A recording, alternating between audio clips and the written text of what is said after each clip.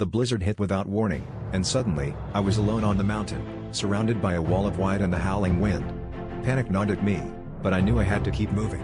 Each step felt like a mile, my body screaming for rest, yet somewhere deep within, a fire ignited, a determination I never knew I had.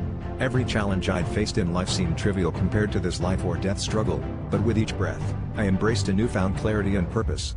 Hours turned into a blur of lost time until, finally, the storm cleared, revealing a breathtaking view that was as liberating as it was humbling. The ordeal had pushed me to the brink, but in that solitude and struggle, I discovered a love for the raw, untamed beauty of the world and a passion for pushing beyond my limits. Stranded on that mountain, I unearthed strength and resilience, transforming a terrifying encounter into a lifelong commitment to adventure and self.